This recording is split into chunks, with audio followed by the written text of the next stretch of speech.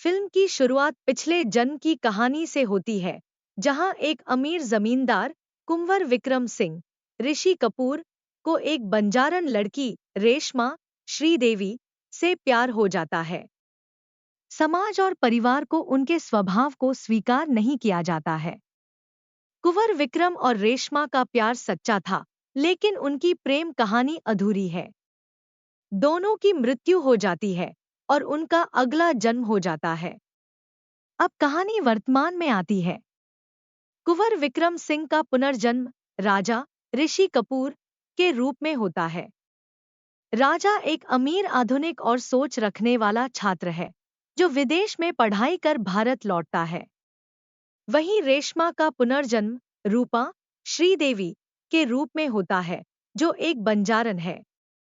वर्तमान समय में राजा कुंवर विक्रम सिंह का पुनर्जन्म ऋषि कपूर के रूप में होता है। राजा एक आधुनिक और समृद्ध परिवार का युवक है, जो विदेश में पढ़ाई करके भारत लौटता है। वहीं रेशमा का पुनर्जन्म रूपा श्रीदेवी के रूप में होता है, जो एक बंजारन समुदाय की लड़की है।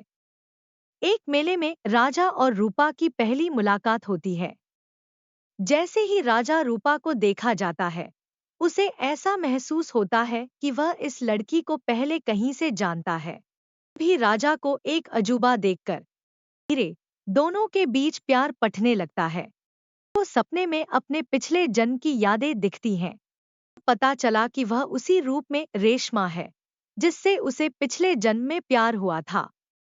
राजा और रूपा की पहली मुलाकात एक मेले में होती है।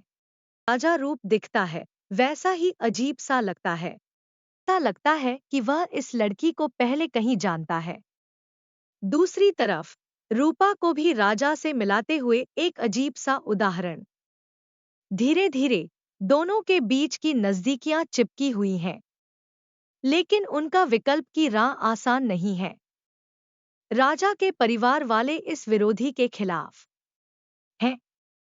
राजा की मां और चाचा को यह बिल्कुल नहीं लगता कि उनका बेटा एक बंजारन लड़की से प्यार करता था।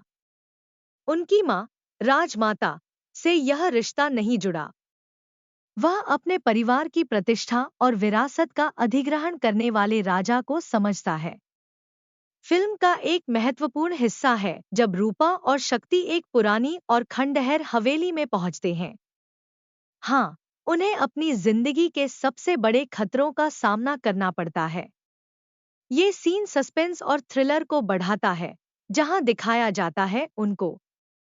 कहानी में पहली बार इस हवेली का जिक्र तब होता है जब रेशमा और राजवीर अपने कबीले के एक पड़ाव के दौरान इसके पास से गुजरते हैं।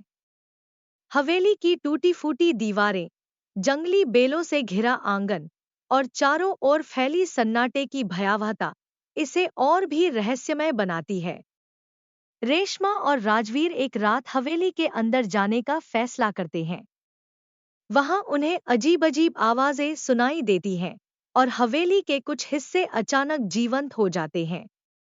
उन्हें हवेली के तहखाने में महारानी चंद्रिका की एक प्राचीन मूर्ति और उनके आखिरी शब्दों का शिलालेख मिलता है।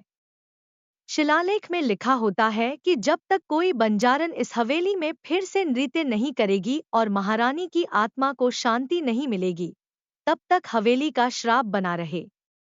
राजवीर को इस हवेली के रहस्य में गहरी दिलचस्पी होती है। वह रेशमा से इसके बारे में पूछता है, लेकिन कबीले के लोग उसे इसे भूल जाने की सलाह देते हैं। रूपा और शक्ति की प्रेम कहानी के दौरान उन्हें अपने अपने परिवार से भी कुछ बड़ी चुनौतियों का सामना करना पड़ता है। शक्ति की फैमिली और रूपा के बीच क्लैश होती है। परिवार की प्रथा और परंपरा उन्हें। अंत में रूपा और शक्ति अपने प्यार की रक्षा करते हैं और सामाजिक प्रयासों के खिलाफ खड़े होकर अपने सपने पूरे करते हैं।